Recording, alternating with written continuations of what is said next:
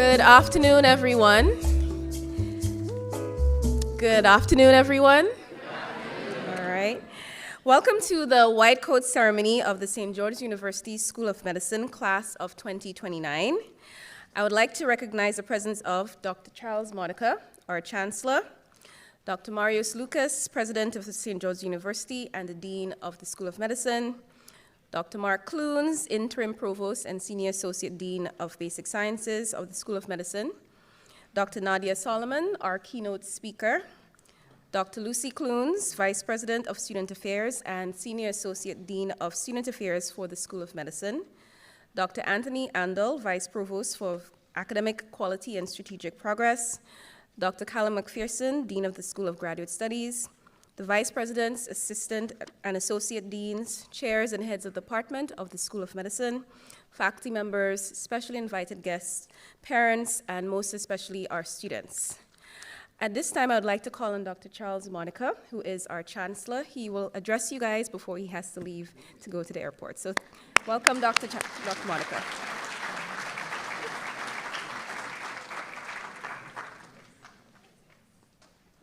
Ooh. Good morning. Good afternoon, actually. Yeah. See, I have a good memory, but it's short at my age. That's the problem. That's how it works.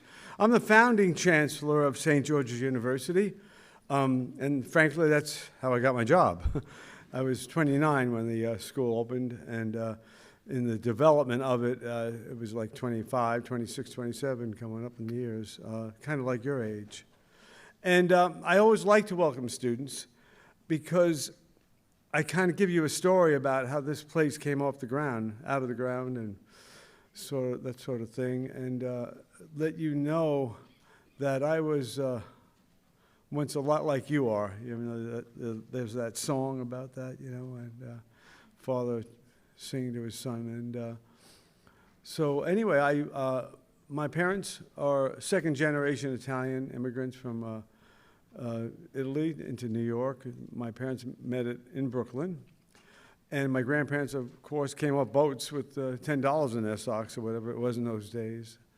And I told my mom when I was in high school, one day, eating her chocolate cake, that I thought I might want to be a doctor because some physicians came to our high school to talk about what it was like to practice medicine, and they were trying to inspire people. The week before, there were some pilots there, and I thought I'd be a pilot at that time. But when you tell a second-generation Italian that in high school that you're going to become a doctor, the chocolate cake kind of stops, and there's tears. I mean, I didn't realize it was such a profound moment in her life, frankly, or I wouldn't have mentioned it.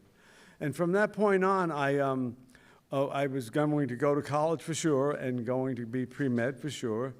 And I thought I wanted to be a doctor, and that was great. I was a war baby right after World War II, and we had 20,000 seats at that time, I think, in the U.S., or actually 18,000, and 45,000 applications because a lot of war babies and no new seats in medical schools.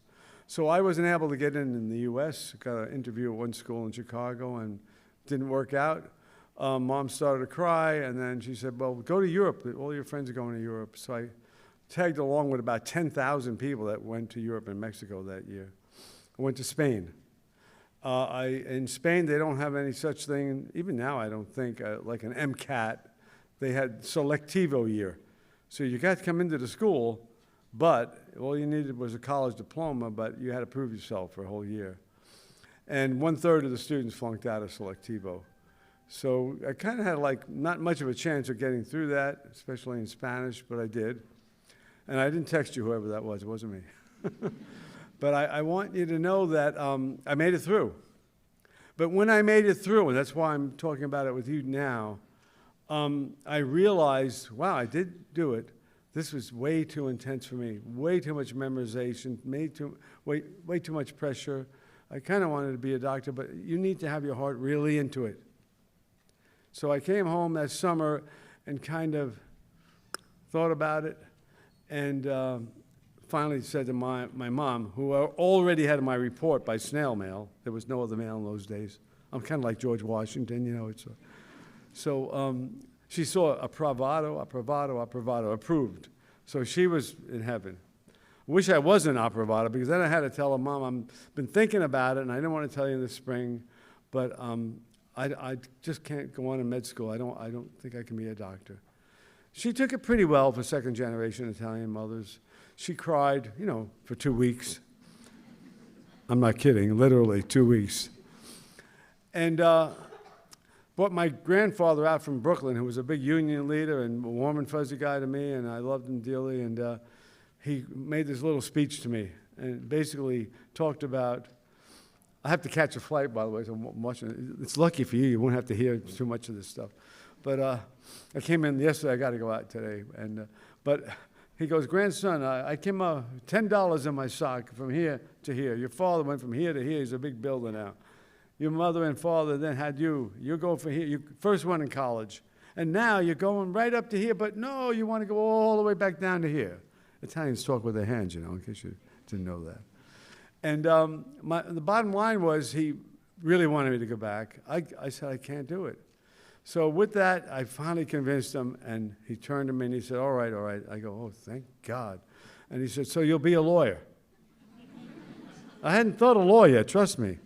I always said yes to anything.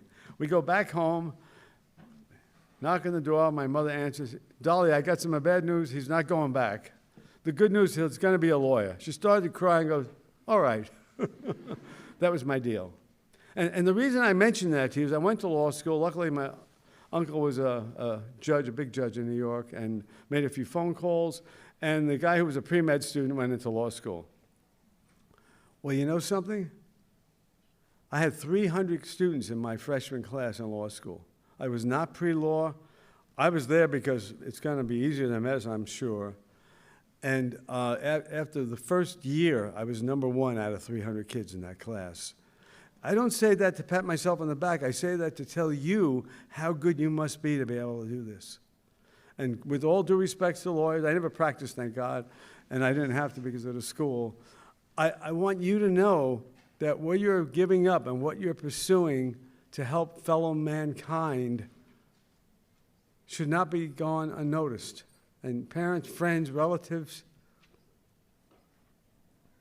everybody here. These are really great human beings. You made today not just a good day, you made it a great day. I have the utmost respect for what you're about to do. It's a lot easier in English, though. We have great faculty to help you along, but it's not easy. You go to law school, what you do is you read a case is a short story. You're over and done with it in 3 to 10 pages usually. Pretty easy, you think about it. So that's how a guy who's not a pre-law can become number 1 out of a class of 300. It was so much easier than what I had been through. So you're right in the middle of it. I know you just had your first test, whatever they call that, CF1 or I don't know, whatever it is. Yeah, some name of a test. And you're having a deep breath, and I have had 2 other ceremonies before. And afterwards, I kind of got huggy-wuggy with a lot of people and did some photos. I can't do that with you guys, sorry, but I'll be back here and there. But because I got to catch that plane. They're holding it on the ground almost. But I want you to know, and I mean that from the bottom of my heart, I have a lot of respect for each and every one of you. The good news is when the charter class came down here, you might say, I guess they didn't have all these buildings yet. They had none of these buildings. They came down here. I was 29. I'm the chancellor. And they came down here like, what's going on here? And all I told them is, I said, we can work together. You're going to make this place or not me, which is true. The students have always made this place what it is. And study hard. You're learning in English. It'll be a lot easier than what I did in Spain. We have U.S. textbooks, U.S. faculty. I think you'll double the world pass rate on the Part 1 of the national boards, which they needed to try to transfer out. In those days, about a third of a class transferred to U.S. schools. And I absolutely believed it with my heart. I never wanted to overpromise anything to them, but I knew that they could do that. 33% was the world average. I said, they got to do 66. So we took the exam, and a book's coming out in January after 10 years of writing it. I'm a slow writer and a fast talker. But I got to tell you, the book's coming out in January. You're all going to get a copy, free. Don't worry about it, But it's a wonderful story. And I started to read it last night. I hadn't seen all the manuscripts and everything for forever, but it's at the printer now. And I couldn't put it down. I'm going like, this is really cool. I go, oh, yeah, that was the school. That's how we started. And we started with that charter class sitting here 50 years ago or 49 years ago, hearing me as the chancellor, wondering what the hell's going on, but believing in themselves. And I told them, you'll double the world pass rate on those boards. The front cover of the book has a picture of me being hauled out of Grand Anne's Bay, dripping wet, by about 5 or 6 charter class students.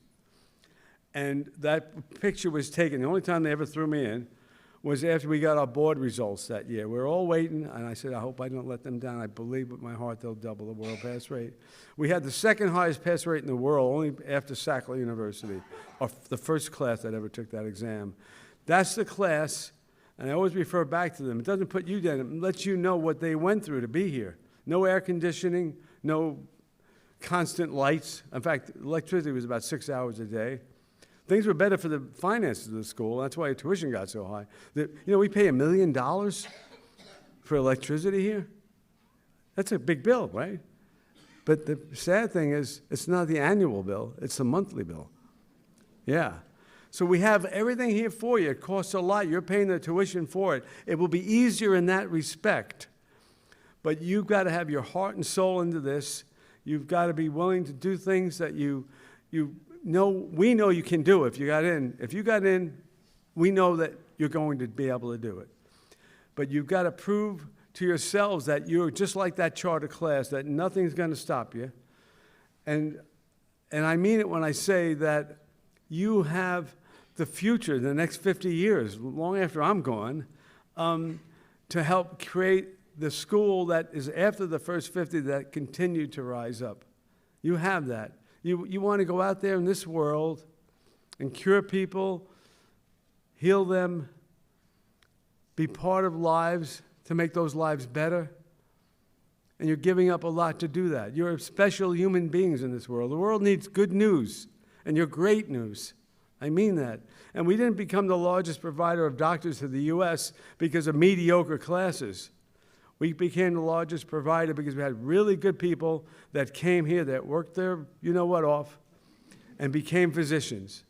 So when I tell you I have the utmost respect for what you're about to do, and you as individuals and collectively, I mean that. And I'm so proud to be part of this school still, the old chancellor. I'm more of a figurehead now. You'll see me at graduation. I hope I'm, as my age, we have to always say that. I hope I'm still around. My grandfather always said that. He stayed around for a long time anyway. But I'd love to give you a big hug at graduation and a diploma. And I'm one of the first people. I get teary-eyed there, too, a little bit. Because I get, at the end of the stage, you get hooded. You come over to the old guy here. And I get to address you for the first time as doctor. And God bless you. That's one of the greatest, honors in my life.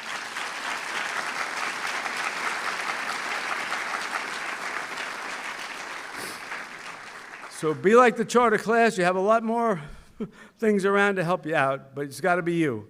And we know you can do it, or you wouldn't be here. God bless you all. See you soon.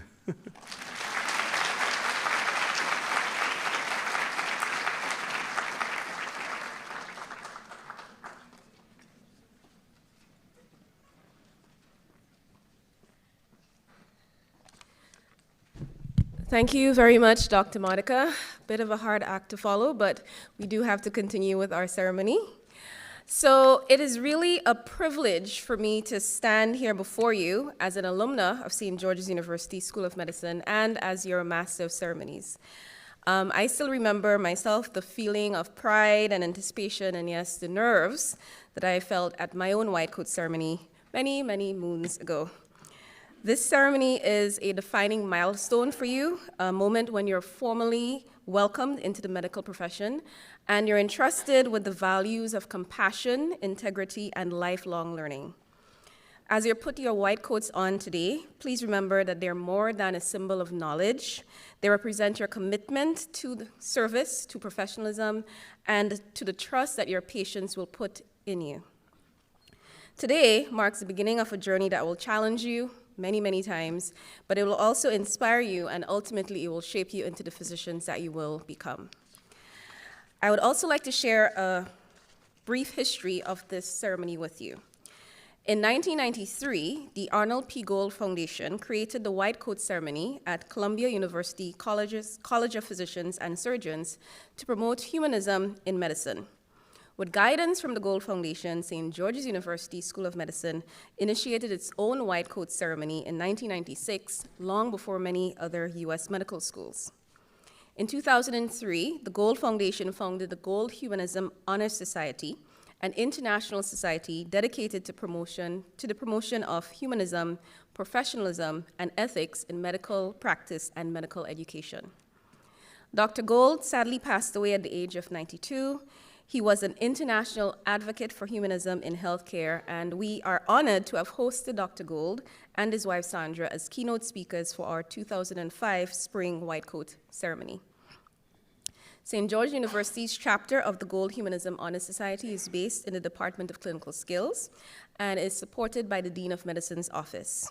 Our chapter established the Humanitarian Student Organization in 2009, through which basic science students, such as yourself, promote humanism across the SGU and Grenadian communities.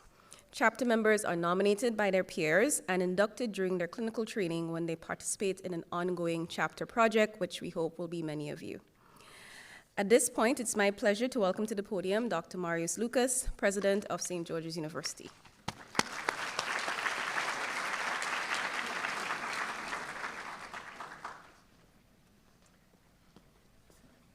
Welcome and congratulations, class of 2029. It's a great privilege and honor to have you here with us. But more importantly, I would like to thank you for trusting your education with St. George's University. We officially got established in 1976, and we had our first charter class in January of 1977. So as you can imagine, next year we're going to celebrate our 50th anniversary. And since our first charter class was in 77, that celebration is going to continue for another year. So you're very lucky because we're going to party for 2 years going forward. It's a lie, we're not going to party. But definitely we're going to have a lot of celebrations, books, parades. We have a lot of things arranged for you. St. George's University was established, as the Chancellor mentioned, and it's written in our mission and vision, to address the shortage of physicians worldwide, not only United States, but in the rest of the world. As a result, from those roughly 50 years of existence, we have produced over 24,000 active physician alumni that they are currently practicing in the United States, and we're the #1 provider of physicians in the United States. As a result, you come into a great family of physicians, you come into a great school with a great history, and we're looking forward to see your contributions to the humanity and to the healthcare of the United States. Having said now all those things, I would like to share some thoughts with you. Thought number 1, being a physician or being a student is a very, very challenging and rewarding at the same time entity. That means you're gonna struggle, as Chancellor said, had to memorize a lot. You're gonna struggle a little bit in medical school, but that's okay. And one of the most important things out of this maturation of challenging is ask for help. We're not alone to this big journey. You're not alone, we are not alone, so we need each other. The faculty needs you, and you need the faculty, and you need your peers, and you need all type of support you can get. So please seek for help, not just on a moment of challenge, but also if you want to improve your grades. Let's say if you have a grade of 90 and you want to make it 95, reach out. If you have a 95 and you want to make it 100, yeah, again, reach out. Nobody works alone nowadays. Obviously, you have your ChatGPT, but you need that human contact. So number 1, let's make sure that everybody supports each other and you're reaching out for help. Number 2, we need this positive energy. When you go to your physician, the physician is happy to see you, right? It's a person that generally smiles. Let's make it a habit that we're gonna smile.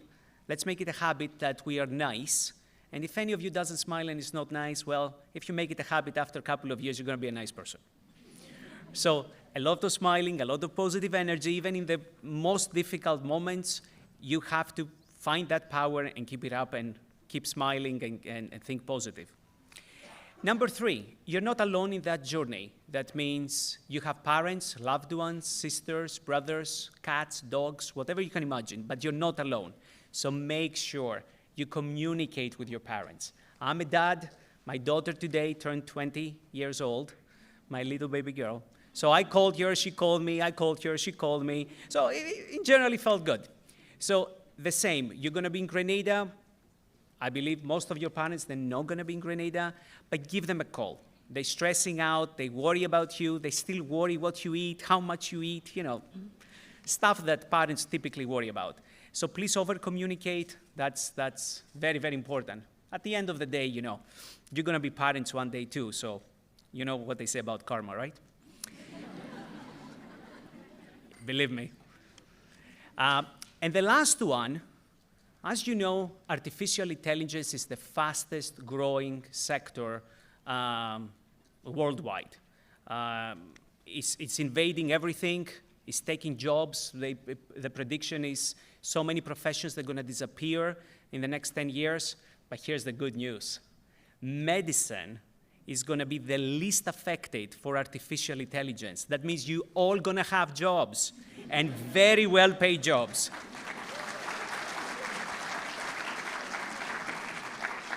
So for us, the artificial intelligence will be a great tool that we can improve the life of other people. Medicine and any type of primary care that you're going to choose is going to be really in a very, very high demand. The dividends of that investment you're making right now is going to pay you again and again and again, and it's going to pay also the patients again and again and again, because the world needs more and more physicians. So finally, I would really like to thank you for choosing St. George's University for your education. We're going to try to make our best to educate you and be the greatest physicians. So I'm wishing you all the best and good luck.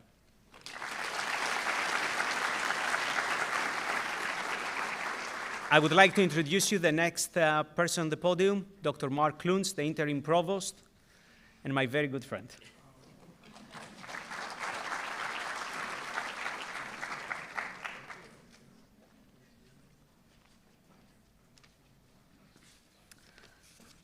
Very good afternoon.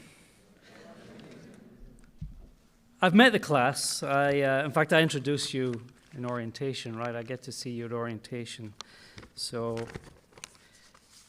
my very good friends muddled all my notes up, so let me just get them back in order.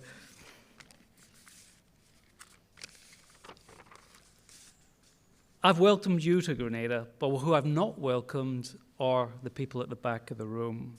So I really want to say a special thank you to those parents, brothers, sisters, children, partners.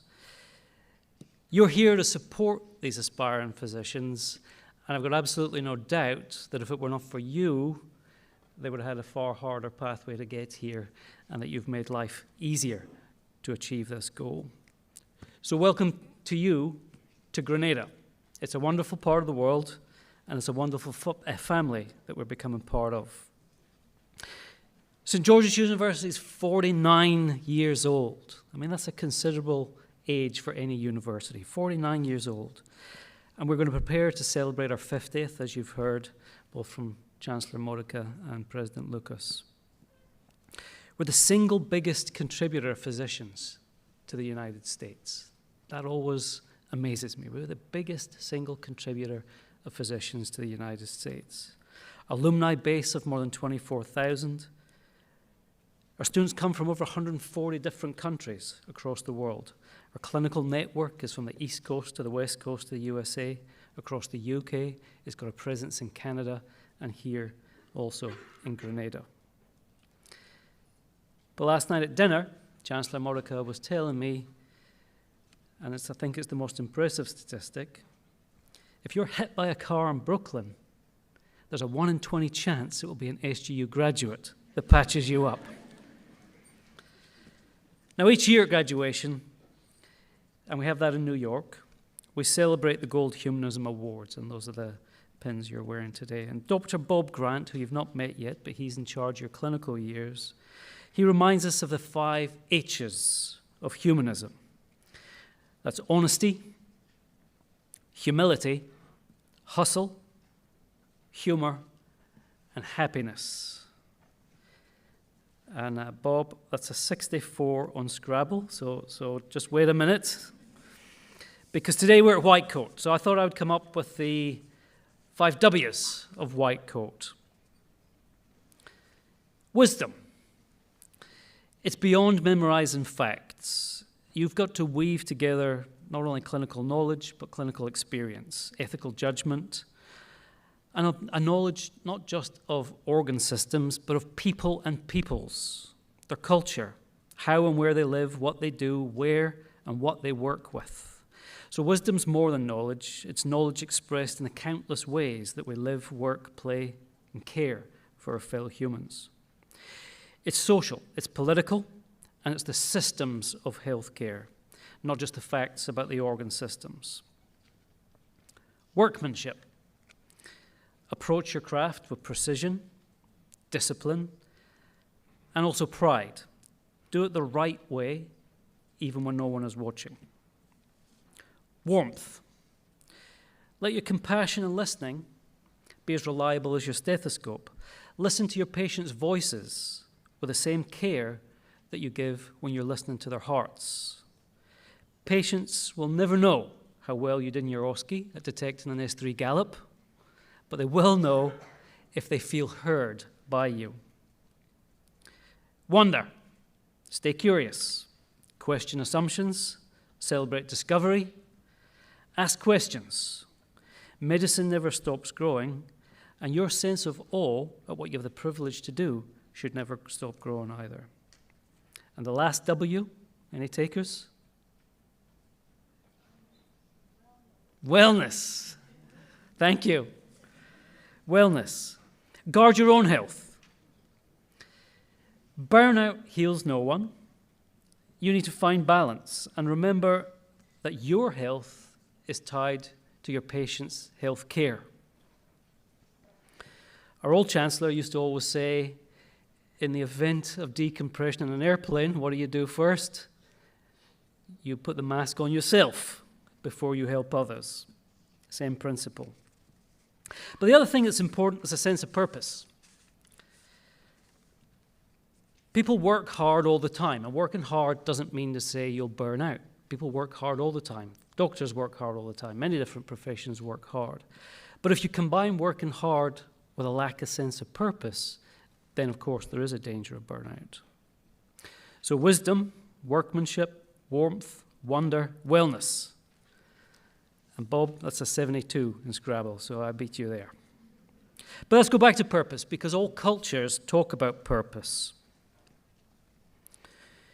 We all know how to define it. In Japanese, there's a word, ikigai, which means to make life worth living. And it's the intersection of 4 separate ideas. What you're passionate about, what you're good at, what other people need from you, and the 4th, an interesting element they add, what you can make a living at. So between those 4 different ideas, that is purpose and the idea of ikigai. The Greeks called it eudaimonia. Aristotle called it eudaimonia, human flourishing, reaching your potential, aligning your path with true nature, defined by virtue, reason. But importantly for Aristotle, it wasn't a philosophical world only, it was about activity. It was about doing something with that. In Britain, we use the word calling. In Germany, Berufung. In Africa, Ubuntu, which is a fascinating one. That is, I am because we are. So it places you at the center of community, and your meaning comes through your place in community. Across cultures, purpose always blends 2 things: your place and care for others, as well as your care for yourself, fulfillment of yourself. So as the Romans put it, faber est sue quisque fortunae. You are the architect of your own fortune. So may you build well with wisdom, workmanship, warmth, wonder, and wellness.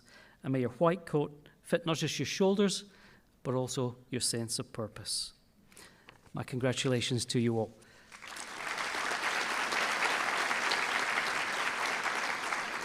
Dr. Rayburn is going to come back.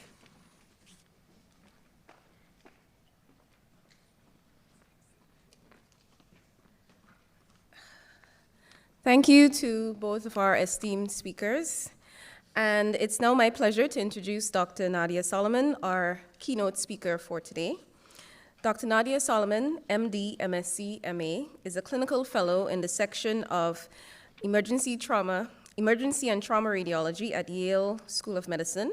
She's a PhD candidate in the investigative medicine program with the Yale Graduate School of Arts and Sciences, and she's also a city medical examiner and forensic radiologist for the New York City Office of Chief Medical Examiner.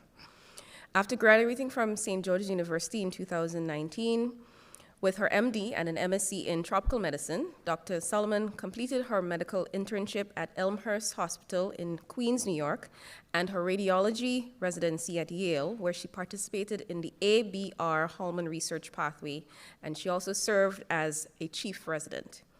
She also holds an MA in forensic psychology from John Jay College of Criminal Justice. With her current research focusing on postmortem and forensic imaging applications, Dr. Solomon's goal is to advance forensic radiology as a distinct subspecialty in the United States by strengthening support for medical examiners' offices nationwide, fostering academic and clinical collaborations across disciplines, both national and international, and establishing dedicated training programs to promote its growth. She hopes that we can use forensic imaging and radiology pathology correlation to promote justice, to expand our understanding of disease pathophysiology, to improve the accuracy of mortality statistics, and other data that drives public health efforts today. So again, please welcoming Dr. Nadia Solomon to the stage.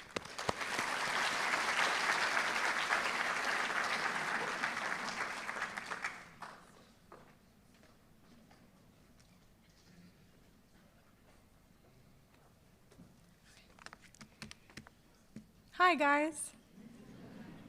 Are you as excited to be here as I am? Are you excited to be here as I am? Okay, that sounds a little better. It's nice to meet you. It's really nice to be here today to address all of you, to be able to kind of give you a sense of, where I've been and what happened before I was in your seat even. And so I hope that what I'm going to share with you today is going to reassure you, to give you some sense of direction, and then you feel free to find me later if you're interested in radiology or not, and say hi and let me know what you are interested in and what your future plans are, because I am curious. We're a network. At the end of the day, SGU students, we are a network. We help each other. There's a reason we're all connected. We're all connected through a common journey, and I want to see each and every one of you succeed in exactly what you want to do. So with that being said, what I do want to point out is that each and every one of you has something very specific and special in common. And I'm not referring to the arguably masochistic desire and decision to dedicate 10 years of your life to education and training, and then the rest of your life to helping others. That's relatively common for physicians, no matter where you go to medical school. But in this room, at St. George's University School of Medicine, you share a more interesting commonality. I guarantee that each and every one of you has been underestimated. For some of you, it could have been by the admissions committee of another medical school or medical schools. For others, it could have been by college professors, or maybe you were underestimated by peers or colleagues or friends and family. I hope not, but who knows? And I'm sure you're all very excited to start this journey, but even among the excitement, I'm sure that some of you are still sitting here, and in the back of the head, you're wondering, did I make the right decision? Can I really do this? My journey with SGU, it started much the same as yours, although for some of you it may be more or less relatable. It wasn't until after college at NYU that I even decided that I wanted to be a doctor, and that was, of course, after, deciding during college that I absolutely did not want to be a doctor. I dropped out of my pre-med program less than a semester in when I decided to drop out of biology because I couldn't understand the relevance of C. elegans worms. Ironically, I studied a worm in my master's here and got really into it. So everything comes full circle. But at the time, I wanted nothing to do with it. I couldn't get it. And then I started my master's in forensic psych uptown at John Jay, and I started working in Manhattan for a forensic psychiatrist. And that was really when it hit me. I was meant for forensic medicine. I didn't even know what forensic medicine was until that point. But, he showed me something new and different and unusual, and I just put my hooks in, and that was it. That was what I wanted. So a semester into my master's, I re-enrolled at NYU in their pre-med, post-bac program, and the rest is history. I just went full throttle. I mean, it didn't occur to me at the time that enrolling in a weed-out program was maybe not the best decision, especially while doing another degree somewhere else. But I'm sure there are plenty of people here with a similar experience. And from there on, juggling my post-bac and my master's simultaneously was definitely difficult. But moving between two different universities was a really unique experience because I got exposed to all of these opportunities, all of these concepts that really resonated with me and gave me a little more perspective about what I wanted to do. And I found that I loved research. I got really into that, and I became dead set on applying to MD, PhD programs. As you can imagine, that didn't go so well. I applied to more than 30 and was rejected from more than 30 MD, PhD, standalone MD, PhD, and DO programs before I finally applied to SGU. And it was soul-crushing, but that's fine. But the point is, I remember I had emailed a school admissions committee for some feedback. So I was like, how do I strengthen my application? Give me something. What did I do wrong? What do I need to do better? And they emailed me back, and of course, in addition to commenting on my grades, because my pre-med grades were not terrible, but they weren't awesome. I wasn't straight A student by any means, and they commented on that, but they also said, well, you've done a lot in forensics, and it wasn't said with a positive connotation. It was just kind of taken as being unusual and irrelevant. And it gets into your head. Sometimes it's really difficult to help. Between numerous failures, negative feedback, there were so many times before and during medical school that I found myself deeply questioning my choices, my goals, and my own abilities to achieve them. Having shared this, I'm sure you guys are asking yourselves, what is happening with this speech? I thought the white coat speaker was supposed to be uplifting and give us something bright and shiny, and that would really be encouraging. Why is she focusing so much? Why am I focusing so much on my failures and my mistakes and my shortcomings? But this is important, because what I want to impart on you by basically humiliating myself by sharing all of this is that failure is not the end. Failure is a normal part of the process, and it does not stop you from achieving success. It's not the end of the road.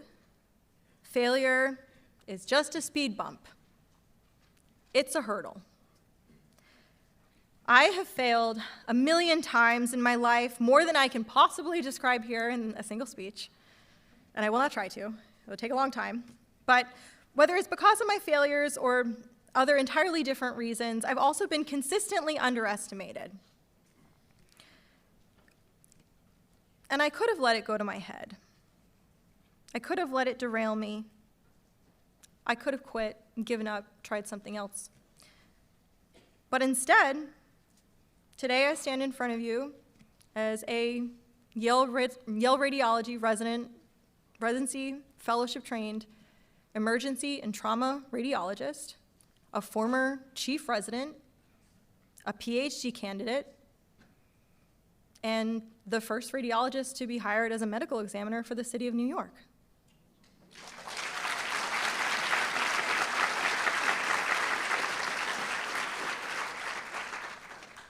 So what I want you to take away from this is that if I can fail and fail and fail and fail and fail and fail and still achieve my goals from the same position, from the same seat that you are in right now, with small exception because I hated sitting in the front, I wanted to be as far back in the nosebleeds and as close to the exit as possible at any given moment, but from generally the same seat that you're in now. And I'm sure there are some of you who will be hiding back there during lectures as well.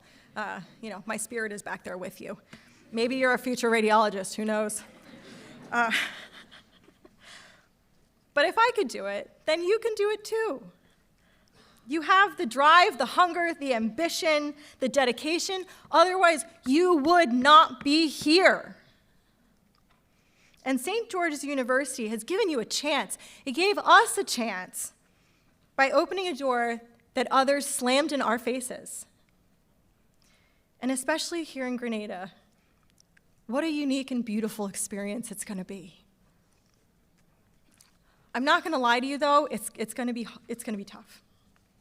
It's going to be a struggle. It's a difficult process. But as you embark on this journey, I want to offer you a few choice pieces of advice that I wish that someone had said to me many years ago, because I did not necessarily follow. Some of this I figured out in medical school, but some of it was in retrospect, and hindsight is 20/20.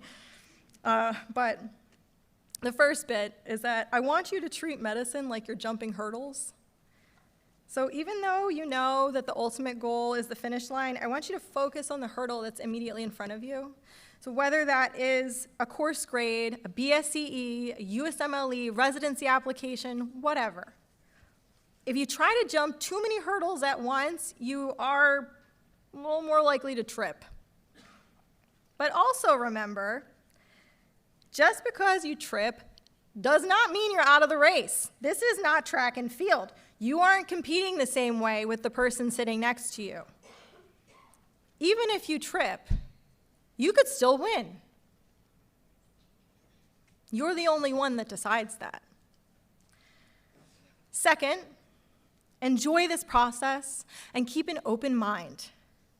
You're here because you are innately inquisitive, and you're being given a gift of education, medical literacy, of clinical and scientific creativity. So soak it in and see where the road takes you, because it could be entirely different and so much more wonderful than what you thought you initially wanted and where you thought that you wanted to end up.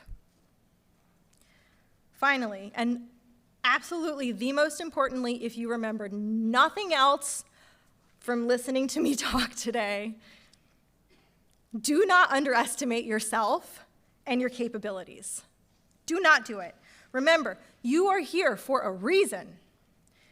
And although at times you will feel stressed, you will feel overwhelmed, you will feel frustrated, you will have days where you just feel absolutely devastated, defeated, knocked on your back, don't know how you're going to go to class tomorrow. You're going to have those days. It's fine. We all do. We all did. Anyone who tells you that they didn't is lying. Or maybe just lucky and crazy. I don't know.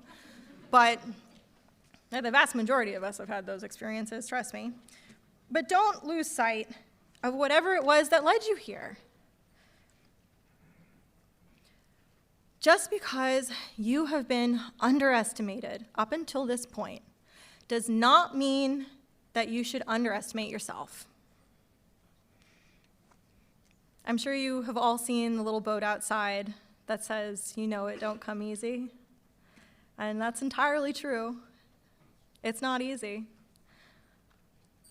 But maybe the fruit at the top of the tree is the sweetest because you had to work that much harder to reach it. So focus on that. Congratulations. Welcome to your career. Welcome to the rest of your life. Welcome to Grenada. Enjoy it, and you're going to do great. Thank you, guys.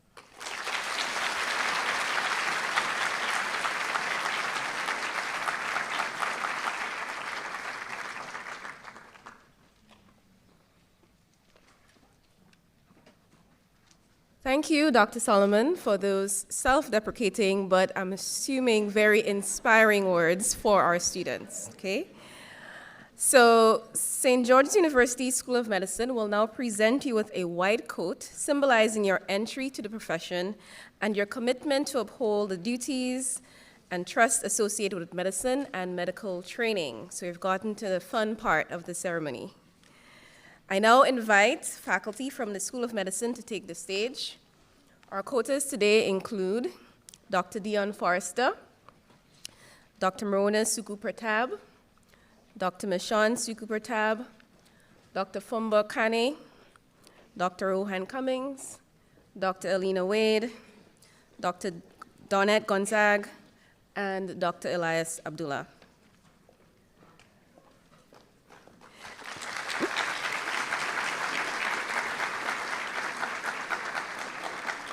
Dr. Carrie Mitchell, our Assistant Dean of Student Affairs and the Chair of the Department of Public Health and Preventative Medicine, will call each student by name and college. Those students who have with them today a physician, family member, or a loved one will be quoted by those physicians. We ask that you please hold your applause until all the students are quoted, and please keep the aisles clear for the duration of the quoting. And a gentle reminder to our students, please have your coats unbuttoned as you come up for the quoting.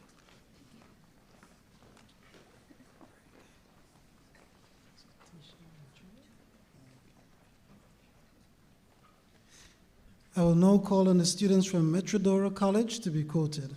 Tisha Raichura.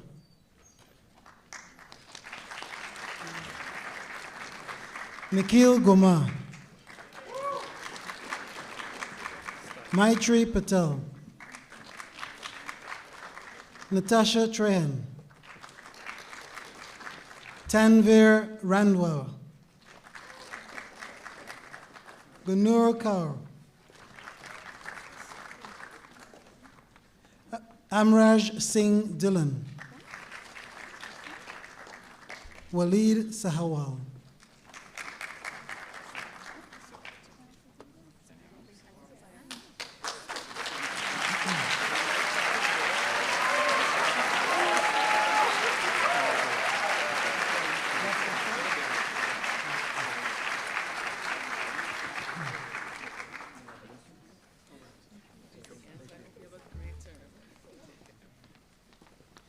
Jagdashwar Singh.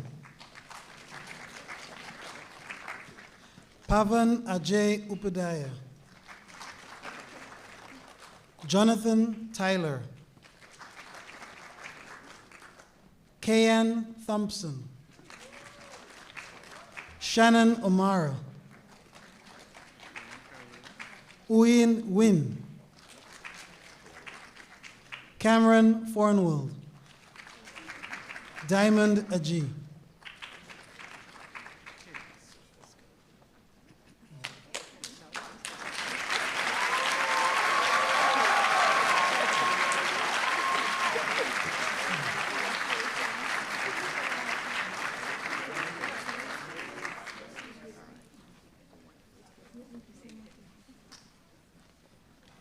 Keisha Robinson.